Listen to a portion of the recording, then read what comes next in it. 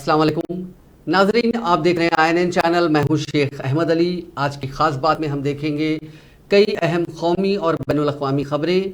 वज़ीर आज़म नरेंद्र मोदी ने अमृतकाल में हिंदुस्तान को जदीद साइंस की दुनिया की सबसे जदीद तजुर्बेगाह बनाने के अज़्म के साथ मंगल को इंडियन साइंस कांग्रेस के इफ्तिताह अंजाम दिया। मोदी ने वीडियो कॉन्फ्रेंसिंग के जरिए महाराष्ट्र में राष्ट्र संत तिग्डोजी महाराज नागपुर यूनिवर्सिटी के अमरावती रोड कैंपस में मुनक़िदा साइंस कांग्रेस का इफ्तिताह किया। तकरीब से खिताब करते हुए वज़ीर आज़म ने कहा कि हिंदुस्तान 25 वर्षों में जिस बुलंदियों पर होगा उसमें हिंदुस्तानी साइंसदानों का अहम किरदार होगा। मेरा यकीन है कि हिंदुस्तान का साइंसी माशरा मुल्क को उन बुलंदियों तक ले जाएगा जिसका वो हकदार है।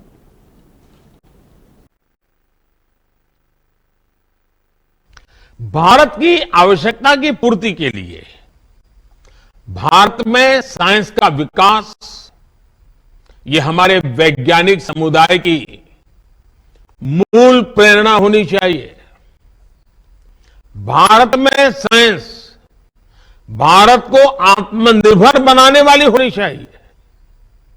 हमें यह भी ध्यान रखना है कि आज दुनिया की 17-18% मानव आबादी भारत में रहती है।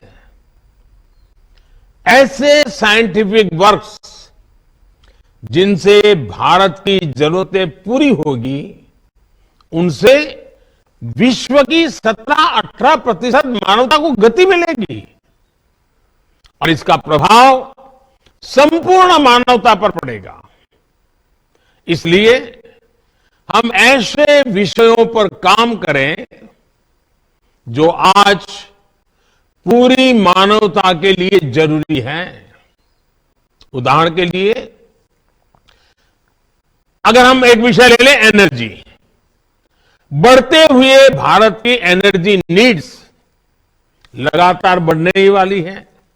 ऐसे में भारत की साइंटिफिक कम्युनिटी अगर एनर्जी रिक्वायरमेंट से जुड़े इनोवेशंस करती है तो उससे देश का बहुत लाभ बड़ा होगा।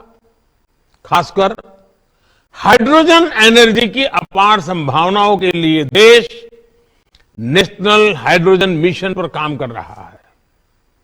इसे सक्सेसफुल बनाने के लिए जरूरी है कि इलेक्ट्रोलाइजर जैसे विभिन्न एसेंशियल कंपोनेंट्स देश में ही बने। इस दिशा में अगर किन्हीं नए ऑप्शन की गुंजाइश है तो उस दिशा में भी रिसर्च हो। हमारे वैज्ञानिकों को और इंडस्ट्री को इसके लिए साथ मिलकर काम करना होगा। साथियों, आज हम एक ऐसे दौर में जी रहे हैं जब मानवता पर नई नई बीमारियों का संकट मंडरा रहा है। हमें नए वैक्सीन तैयार करने के लिए रिसर्च एंड डेवलपमेंट को बढ़ावा देना होगा। जैसे आज हम बाढ़ या भूकंप जैसी त्रासदियों से निपटने के लिए पहले से तैयार रहते हैं, उसी तरह हमें इंटीग्रेटेड डिसीज सर्वेलेंस के जरिए समय रहते बीमारियों की पहचान करनी होगी और उससे निपटने के उपाय करने होंगे। इस लक्ष्य को हासिल करने के लिए अलग अलग मंत्रालयों को मिलकर काम करना होगा। लाइफ यानी लाइफस्टाइल फॉर एनवायरमेंट, इसके बारे में भी आप सभी मेरे साथी भली भांति जानते हैं। हमारी साइंस कम्युनिटी वज़ीर दिफा राजनाथ सिंह ने आज अरुणाचल प्रदेश में बॉर्डर रोड्स ऑर्गेनाइजेशन के जरिए मुकम्मल किए गए बुनियादी ढांचे के 27 पुल सियाओम प्रोजेक्टों के साथ उनका इफ्तिताह किया। 724 करोड़ रुपयों की लागत से तैयार किए गए इन बुनियादी ढांचों के प्रोजेक्टों से भारत के सरहदी बुनियादी ढांचे को तक़वियत मिलेगी। खासतौर से लद्दाख से अरुणाचल का वो सरहदी हिस्सा जो चीन से मुत्तसिल है। इस मौके पर राजनाथ सिंह ने मीडिया से बात भी की।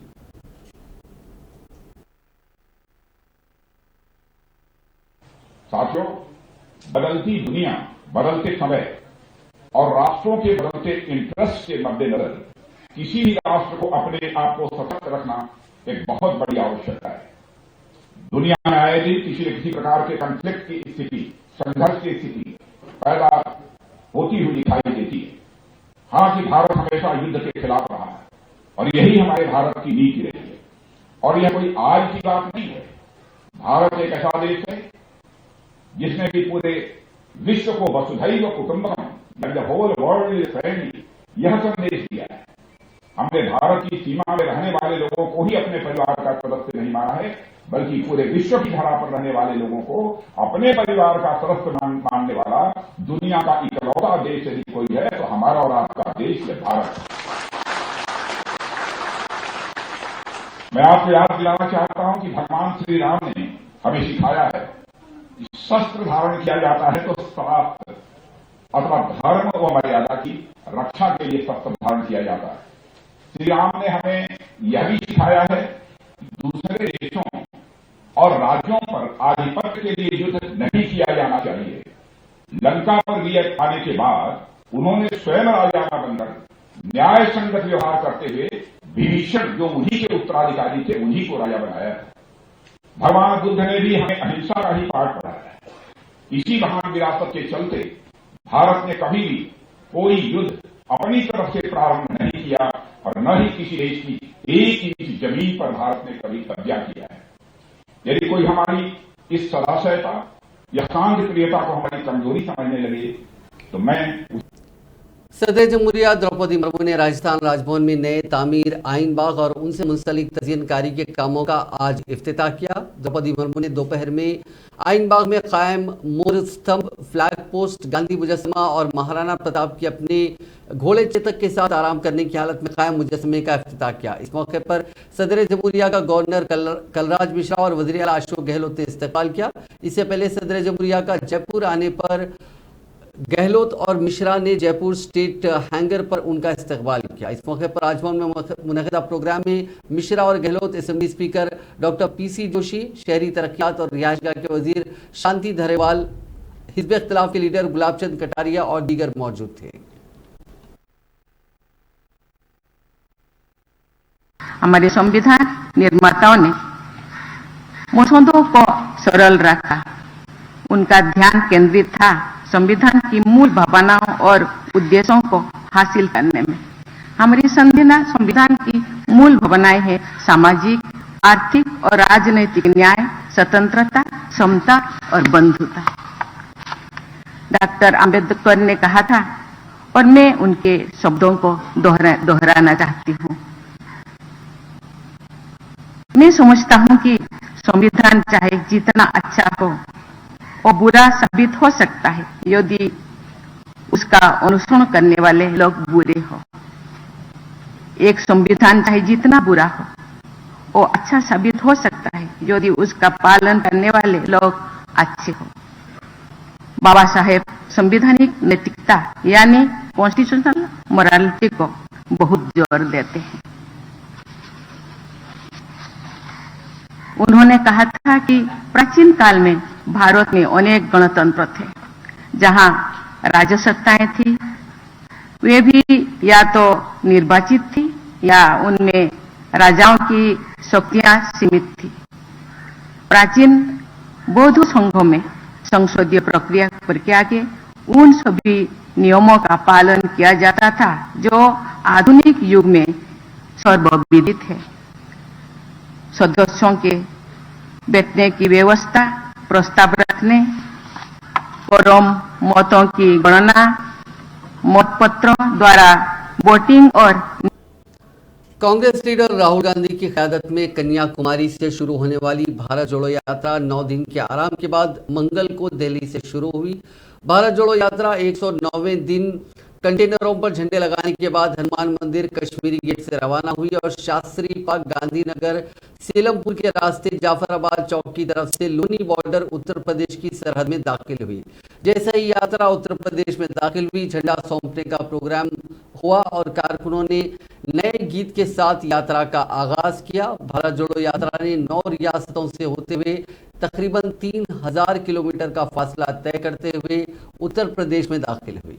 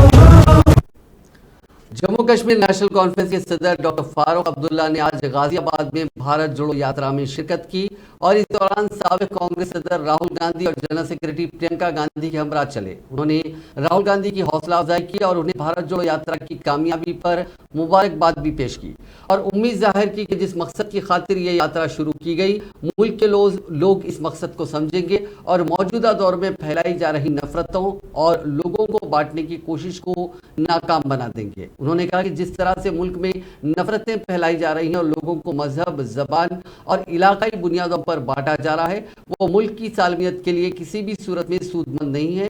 इसी सूरत हाल में भारत जोड़ो यात्रा जैसे इक़दाम की अशद जरूरत थी। फारूक अब्दुल्ला ने कहा कि मैं उम्मीद करता हूं कि यात्रा मुल्क के अवाम को एक बार फिर जोड़ने का काम करेगी और माजी की तरह यहाँ हिंदू, मुस्लिम, सिख और दीगर मज़ाहिब से ताल्लुक़ रखने वाले लोग आपसी हमाहंगी और मजहबी रवादारी के साथ अपनी जिंदगी खुशहाली और फारिगुलबाली में गुजारेंगे। राष्ट्रीय लोकदल के सरबराह जयंत चौधरी ने कांग्रेस की भारत जोड़ो यात्रा की हिमायत करते हुए इस मुहिम को लोगों को एक धागे में जोड़ने वाला करार दिया। जयंत चौधरी ने मंगल को यात्रा की हिमायत में ट्वीट किया और कहा कि जमीन से बनी ईंटें तपने से यानी गर्म होने के बाद ये आसमान को छूती हैं। भारत जोड़ो यात्रा के तपस्वियों को सलाम। उत्तर प्रदेश में चल रही ये मुहिम मायने रहे और लोगों को मुल्क की सकाफत से जोड़कर एक धागे में जोड़े। इससे कबल जयंत चौधरी ने मसरूफियत के सबब भारत जोड़ो यात्रा में शिरकत से इनकार कर दिया था। उन्हें कांग्रेस पार्टी ने यात्रा में शामिल होने की दावत दी थी, लेकिन जयंत ने यह कहते हुए यात्रा में शिरकत से इनकार कर दिया कि उनके कुछ और सियासी प्रोग्राम हैं, इसीलिए वो राहुल गांधी के साथ नहीं जा सकते। राहुल गांधी की क़यादत में भारत जोड़ो यात्रा 3 जनवरी की सुबह दिल्ली में एक बार फिर शुरू हुई और बवक्त दोपहर गाजियाबाद के लोनी बॉर्डर से उत्तर प्रदेश में दाखिल हुई। इस मौके पर कांग्रेस जनरल सेक्रेटरी प्रियंका गांधी और कांग्रेस के दीगर सरकर्दा कायदीन व हजारों की तादाद में कारकुन लोनी बॉर्डर पर मौजूद थे, जिन्होंने जोशीले अंदाज में भारत जोड़ो यात्रा का उत्तर प्रदेश में इस्तकबाल किया। प्रियंका गांधी ने इस यात्रा का इस्तकबाल करते हुए अपनी तकरीर के दौरान बीजेपी को शदीद तनकीद का निशाना भी बनाया और उनकी जहर अंगेज पॉलिसियों के नुकसानात को अवाम को बताया। अपनी तकरीर के दौरान प्रियंका गांधी ने कहा कि जैसा राहुल गांधी ने बताया, उन्होंने नफरत के बाजार में मोहब्बत की दुकान खोली है। मैं यहाँ खड़े हर एक यूपी के कारकुन, एक एक मुल्की बाशिंदे को कहना चाहती हूँ कि हर गली में, हर महल्ले में, हर गांव में, हर ब्लॉक में, हर जिले में, हर सड़क पर ये मोहब्बत की दुकान की फ्रेंचाइज खोलो। मेरे बड़े भाई इधर देखो, सबसे ज्यादा गर्व तुम पर है।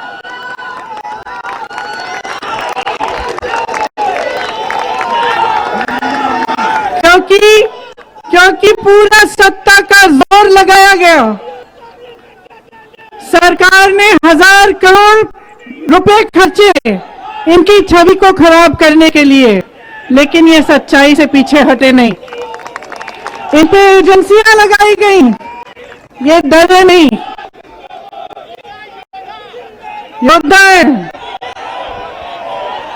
योद्धा है। अडानी जी, अंबानी जी ने बड़े से बड़े नेता खरीद लिए, देश के सारे पीएसयू खरीद लिए, देश की मीडिया खरीद ली, लेकिन मेरे भाई को नहीं खरीद पाए और ना कभी खरीद पाएंगे। कोई मुझे पूछ रहा है कि आपके भाई को ठंड नहीं लगती, छोटी सी टी शर्ट पहन के चल रहे हैं ठंड में। ठंड से इन्हें बचाओ। किसी ने मुझे कल कहा भाई ठंड से इन्हें बचाओ, जैकेट तो पहनवा लो। फिर किसी ने मुझे पूछा कि आपको डर नहीं लगता इनकी सुरक्षा के लिए? अब कश्मीर जा रहे हैं, पंजाब से गुजरेंगे, तमाम लंबी यात्रा करेंगे कश्मीर तक, डर नहीं लगता? तो नहीं, मेरा जवाब ये है कि ये सत्य का कवच पहन के चल रहे हैं। भगवान इनको सुरक्षित रखेगा और जब तक आप सब इस देश की सच्चाई को पहचानेंगे, तब तक भगवान इस देश की सच्चाई को सुरक्षित रखेगा। पहचानिए, एकता में ही आपका विकास है। सब साथ चलिए, पूरे देश भर में ये पैगाम ले जाइए, एकता, सद्भावना और प्यार का। हम इस देश को बचा के रखेंगे, इस देश को विकसित बनाएंगे और नौजवानों को अपना हक दिलवाएंगे। मेरे बड़े भाई, जम्मू कश्मीर पुलिस ने राजौरी हमले में मुलविस जंगजुओं के बारे में मालूमात फराहम करने पर 10 लाख रुपए इनाम देने का ऐलान किया। पुलिस का कहना है कि जो शख्स राजौरी हमले में मुलविस जंगजुओं के बारे में मालूमात फराहम करेगा, उसको 10 लाख रुपए बतौर इनाम दिया जाएगा। उन्होंने कहा कि इत्तला देने वाले की तफसीलात को खुफिया रखा जाएगा। बता दें कि डांगरी गांव में इतवार की शाम मुश्तबा जंगजुओं की फायरिंग के नतीजे में 4 अफराद की मौत हो गई थी, जबकि 6 दीगर जख्मी हो गए थे। और फिर पीर की सुबह उसी जगह एक IED धमाका हुआ, जिसके नतीजे में 2 कमसिन बच्चे हलाक हो गए।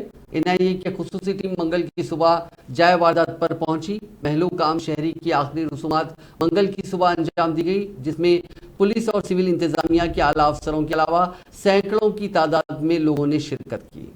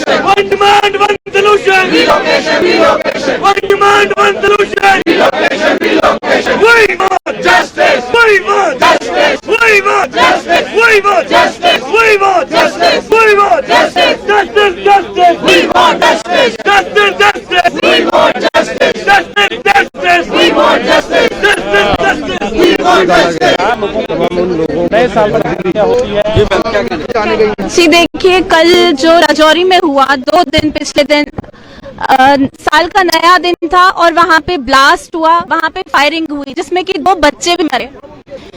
मतलब आप देखिए दुखद घटना वहां पे कैसी हुई, 2 बच्चे मरे, उसमें वो मासूम बच्चे थे। उनका क्या कसूर था हमें समझ में नहीं आता। बेकसूरों का क्या कसूर था कि वो बेचारे मारे गए। साल का पहला दिन जब पूरा विश्व नया साल मना रहा था, हम लोगों ने शौक मनाया। कश्मीरी पंडित इससे भली भांति वाकिफ है इन चीजों से, क्योंकि पिछले 32 सालों से हमारे साथ यही हुआ और अभी भी हिंदुओं के साथ यही हो रहा है।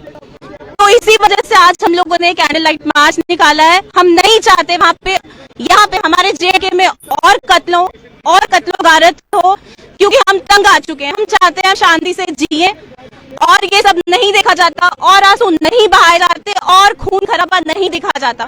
आईडी कार्ड देकर इस पूरे अटैक को जो है वो अंजाम दिया गया था। क्या लगता है कि जम्मू कश्मीर में हिंदुओं पर निशाना बनाया जा रहा है? जी बिल्कुल, हम तो यही कह रहे हैं। हम पिछले 8 महीनों से सड़कों पे बैठे हैं और यही मांग कर रहे हैं कि हमें बचा लीजिए।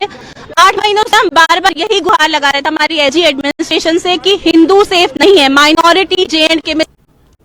दिल्ली पुलिस ने कांझोवाला मामले में मंगल को एक ताज़ा इंकशाफ किया कि वाक़े के वक्त मुतासिरा के साथ एक दोस्त भी थी जो मौके से फरार हो गई। काबिल जिक्र है कि एक 20 साल लड़की की स्कूटी को मुबैना तौर पर टक्कर मारने और एक कार के जरिए घसीटने से मौत हो गई थी। ताहम पुलिस का कहना है कि इसकी दोस्त मौके से फरार हो गई थी।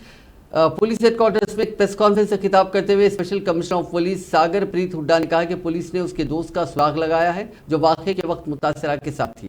दोस्त का बयान रिकॉर्ड कर लिया गया है। पुलिस ने पहले कहा था कि कांझोवाला केस की तहकीकात के लिए कई टीमें तैनात की गई हैं। जाए वकूफ़ की तफ्तीश के लिए फॉरेंसिक माहिरीन को तैनात किया गया। टीमों ने गाड़ियों से शवाहिद इकट्ठे किए जो कामयाब प्रोसिक्यूशन को यकीनी बनाएंगे। जराए ने कहा कि पीर को वजारत दाखिला ने दिल्ली पुलिस से कांझोवाला वाक़े की तफसीली तहकीकाती रिपोर्ट तलब की है। इस मामले में कार में सवार 5 मुलज़िमीन को मज़ीद तफ्तीश के लिए 3 दिन की पुलिस हिरासत में भेज दिया गया। हुड्डा ने पहले कहा था कि उनकी तहकीकात के लिए CCTV फुटेज इकट्ठा किया जा रहा है। सड़क हादसे में जख्मी होने के बाद मैक्स अस्पताल में दाखिल हिंदुस्तानी विकेट कीपर बल्लेबाज ऋषभ पंत को हालत बेहतर होने के बाद उन्हें ICU से निजी वार्ड में मुंतकिल कर दिया गया। एक जराये के हवाले से खबर मीडिया के सामने लीक हुई। 35 दिसंबर को उत्तराखंड की रोड में अपनी वालदा से मुलाकात के लिए जा रहे थे। इसी दौरान उनकी कार एक डिवाइडर से टकरा गई। वो मौजज़ाना तौर पर कार में लगने वाली आग से बच गए। हालांकि इस हादसे में उनके घुटनों, पैरों और एड़ी में चोटें आई हैं। पंत को वहां मैक्स अस्पताल में दाखिल कराया गया और उनका इलाज BCCI की मेडिकल यूनिट अस्पताल के ताउन से किया जा रहा है। ख्याल रहे कि पंत के दिमाग और रीढ़ की हड्डी का स्कैन 30 दिसंबर को ही कर लिया गया था। हालांकि दर्द और सूजन की वजह से घुटनों और टांगों का स्कैन अब तक नहीं हो सका। उनके जख्मों और पेशानी की चोटों के इलाज के लिए प्लास्टिक सर्जरी की गई थी। हालांकि MRI स्कैन होना अभी बाकी है। आज कई खिलाड़ियों और साबिक खिलाड़ियों ने ऋषभ पंत की हिम्मत की दाद दी और कहा कि वो एक फाइटर हैं और बहुत जल्द अपनी इस जख्मों से उभर जाएंगे। Hey Rishabh, hope you're doing well and hope you really get well soon.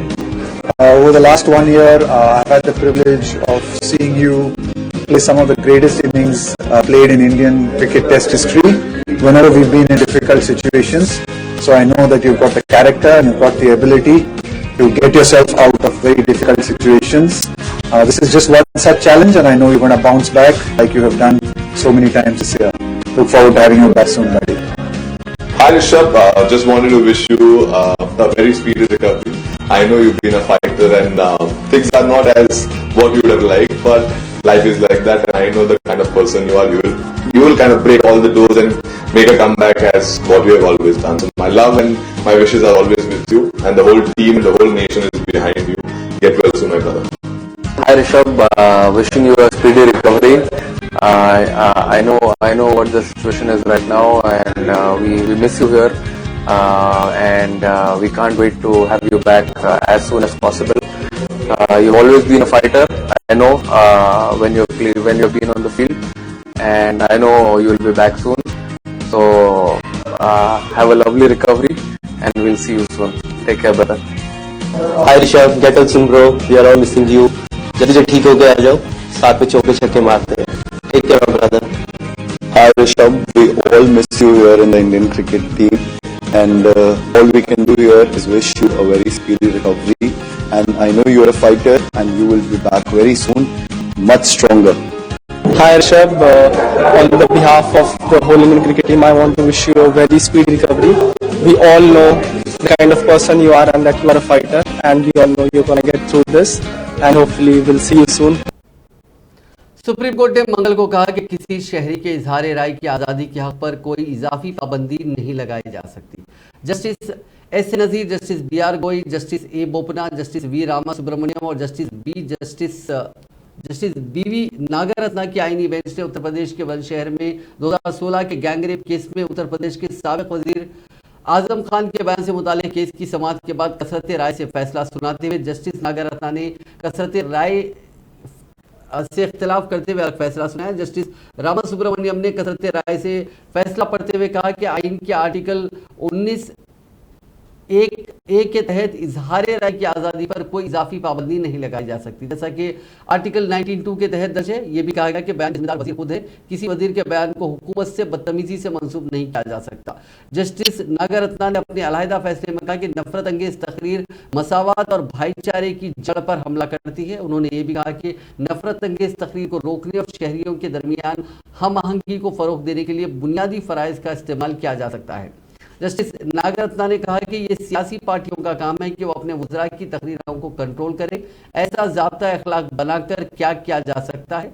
कोई भी शहरी जो किसी अवामी कारकुन की तरफ से इस तरह की तकारीर या नफरत अंगेज तकरीर से परेशानी महसूस करता है, वो इसके लिए अदालत से रुजू कर सकता है। एक शख्स ने अपनी अहलिया और बेटी के साथ जुलाई 2016 में बुलंदशहर के करीब एक हाईवे पर मुबैना इज्तिमाई असमत-दरी के मामले को दिल्ली मुंतकिल करने और आजम खान के मुतनाज़ा बयान पर FIR दर्ज करने की दरख्वास्त की थी। ताहम आजम खान ने अपने इस बयान पर माफ़ी मांगी थी, जिसमें माँ बेटी के इज्तिमाई असमत-दरी के मुतासरीन के मकासद को गैंगरेप केस से मंसूब किया गया था। इस मामले में अदालत उस्मा के 3 रुकनी बेंच ने 5 अक्टूबर 2017 को मुख्तलिफ पहलुओं पर फैसला करने के लिए इस मामले को आईनी बेंच के पास भेज दिया था। सिनेमा हॉल मालिकों को हॉल के अंदर खाने पीने की चीजों की बिक्री के रूल्स तय करने का पूरा हक है। सुप्रीम कोर्ट ने एक पिटीशन पर सुनवाई करते हुए मंगल के रोज ये बात कही। चीफ जस्टिस ऑफ इंडिया ने कहा कि सिनेमा देखने वालों के पास इन आइटम्स को ना खरीदने का ऑप्शन है। कोर्ट ने यह भी दोहराया कि सिनेमा हाउस को बिना किसी टैक्स के पीने का पानी यानी बिना किसी पेमेंट के मुफ्त में पीने का पानी मुहैया कराना जारी रखना होगा। चीफ जस्टिस DY चंद्रचूड़ और जस्टिस PS नरसिम्हा की बेंच ने एक पिटीशन पर सुनवाई करते हुए कहा कि सिनेमा हॉल प्राइवेट प्रॉपर्टी है और वो इस तरह के क़वानीन इस तरह के रूल्स या शर्तें लागू कर सकते हैं। कोर्ट ने कहा कि अगर दर्शक है, कोई विजिटर है सिनेमा हॉल में, वो दाखिल होता है तो उसे सिनेमा हॉल के मालिक के रूल्स पर अमल करना होगा। मल्टीप्लेक्स में खाना बेचना कमर्शियल मामला है। बुक माई शो ऐप के मुताबिक गुरुग्राम में एम्बियंस मॉल और सिटी सेंटर मॉल में PVR पॉपकॉर्न की कीमत 340 से 940 रुपये के दरमियान है, जबकि पेप्सी की कीमत लगभग 350 से 390 है। वहीं बेंगलुरु के फिनिक्स मार्केट सिटी मॉल में PVR में पॉपकॉर्न की कीमत करीब 180 से 330 रुपये है। अब सुप्रीम कोर्ट का हुक्म आने के बाद इन सिनेमा हॉल के मालिकीन को इख्तियार मिल गया है कि वो अपने हिसाब से वहां पे रेट तय करें।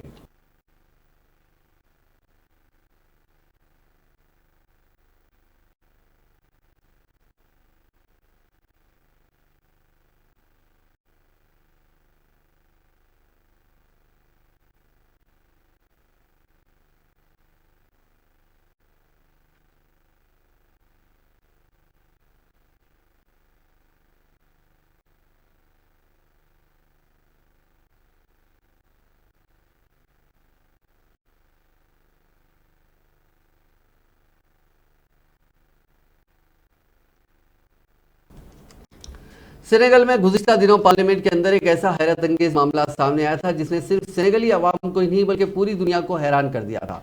मामला कुछ यूं था कि 2 मर्द अरकान पार्लियामेंट ने हामिला खातून रुकन पार्लियामेंट एमी निदिये पर ऐवान में ही हमला कर दिया था, जिसके लिए इन दोनों को 6 माह की जेल की सजा सुनाई गई है। दरअसल पार्लियामेंट में बजट इजलास के दौरान मर्द अरकान पार्लियामेंट ने हिज़्ब मुखालिफ मजहबी शख्स की तनकीद करने पर एमी के पेट पर लात चलाकर हमला किया था। इस मामले में वहां के जज ने रुकने पार्लियामेंट मुमादो नियांग और मुसाता साम्ब को मुआवजे के तौर पर खातून रुकने पार्लियामेंट को 5 मिलियन CFA फ्रैंक अदा करने का भी हुक्म दिया। इस वाक़े की वीडियो सोशल मीडिया पर वायरल हो गई थी, जिसमें देखा गया था रुकने पार्लियामेंट 1 दिसंबर को बजट पर बहस के दौरान नदिया की तरफ बढ़े हैं और उन्हें थप्पड़ मारते हुए दिखाई दे रहे हैं। फिर नदिया एक कुर्सी फेंककर जवाबी कार्रवाई करती है, लेकिन उसी वक्त एक दीगर मर्द रुकने पार्लियामेंट ने नदिया के पेट पर लात मार दी। फिर एक दीगर MP ने उनके दरमियान में आकर बचाया। इस वाक़े की आलमी सतह पर शदीद मजम्मत की गई और साथ ही पूरी दुनिया में ख़वातीन के हकूक़ को लेकर एक अलग बहस शुरू हो गई थी।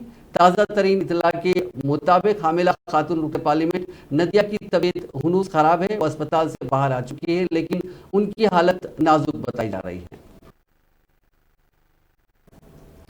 नाजरीन, आज की खास बात में बस इतना ही। आपसे कल मुलाकात होगी नई खबरों के साथ। आप देखते रहिए INN चैनल।